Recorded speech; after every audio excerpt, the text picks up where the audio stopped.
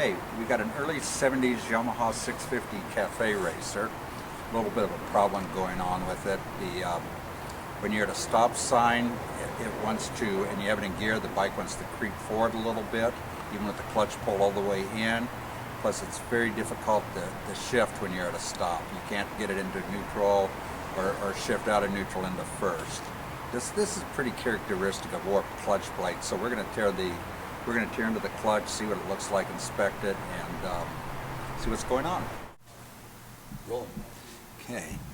I hope this guy needs an oil change because he's going to get one anyway. We want to start by getting the oil drained out of here. Otherwise, if you take the clutch cover off without doing it, you're just going to have oil just all over the place, making a mess. So we're going to start by draining the oil.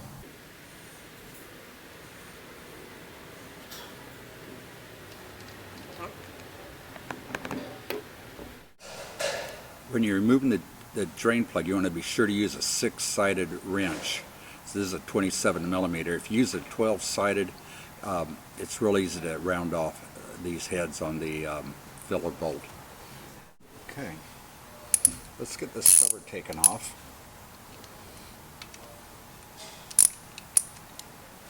This uses this particular bike. He's using Allen wrenches. You might have Phillips on yours. If you do, you'll want to be sure to use like an impact so you don't remount the Phillips heads. And I just kind of loosen them each gradually all the way around.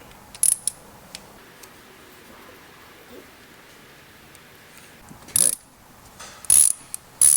I'm going to go ahead and take off all the nuts. We're going to get this, I'm shooting this again, we're taking the side cover off to get access to the clutch. So let's start by removing all the fasteners. He's using Allen's in these, but in case you have Phillips in yours, you want to use a Phillips head and probably an impact driver to get them loose. Okay, let's take the cover off. Make sure all the screws are out so you don't damage the cover. It's always good to do like a final inspection. And we're just going to start gently tapping it all the way around with a soft mallet. And yeah, here it comes. Going to help a little bit. Now, sometimes people will put a real sticky gasket sealer on here and they just won't come apart. And you're not supposed to do it. It says in the manual not to, but I've had to do it on occasion. Sometimes you'll have to use like a sharp object in the cases to pry them apart. If you do it, obviously you want to do it on the top where you're not going to get oil leaks. And I have a screwdriver that I've kind of sharpened and rounded off the edges to where it causes minimal damage. But this is kind of something of last resort. But I'll also use one to help pry it off a little bit. But I'll be very careful about damaging the aluminum. I'm just going to take this off. First thing I'm going to do is take a look inside the case, make sure there's no little tidbits floating around, broken parts, big chunks of metal. So this one looks pretty clean, so we're going to go ahead and take off the clutch now. Okay, let's go ahead and start by taking out the pressure springs. I'm just going to go and just loosen the pressure a little bit on each one, get them broken loose. They stick, you might have to use an impact. I didn't have to do it in this case. In most cases you won't. Then I'll just kind of gradually just start loosening them until I get the pressure off, working a little bit of a crosswise pattern. Just on here.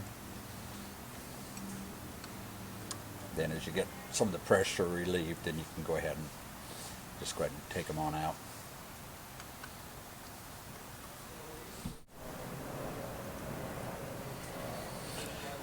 Okay, let's grab the pressure plate here. We can actually take the whole clutch pack out.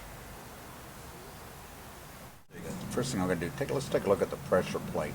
Sometimes they'll wear right in here. So this one looks good, so we're fine there. Now we're going to separate the clutch plates. Look at this. This one's really stiff. sticking.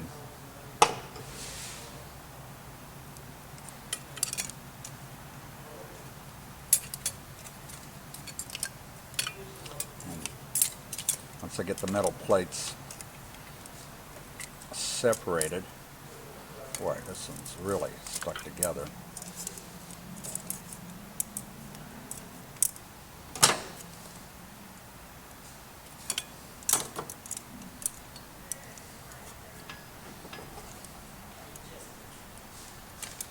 Okay.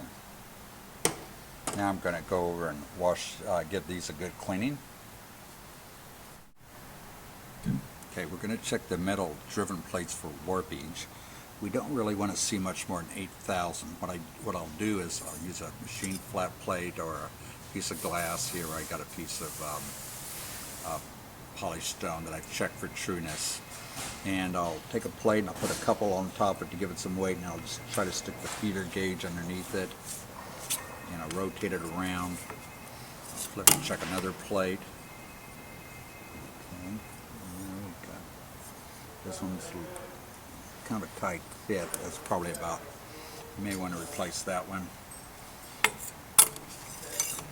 Another one here. This one goes in pretty easy, so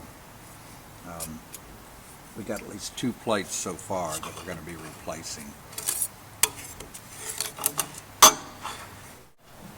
Okay, we're going to check all the springs for free length. You want to check the specs in the manual for year, but typically on 650s they're about 34 and a half millimeter. These should be fine. We weren't getting any clutch slipping. And if they're more than a millimeter shorter than the specs, we're going to want to replace them. These are all fine. Okay, now let's take a look at the friction plates. We're going to check the drive plate thickness, the friction plates. They should be about, not right around, just a little under 3.5, not less than 3.1. Here we're getting, this one we're getting under 3, so we're going to replace these plates. I wasn't getting any slipping, but they're just slightly below spec, so we're going to put some new ones in there.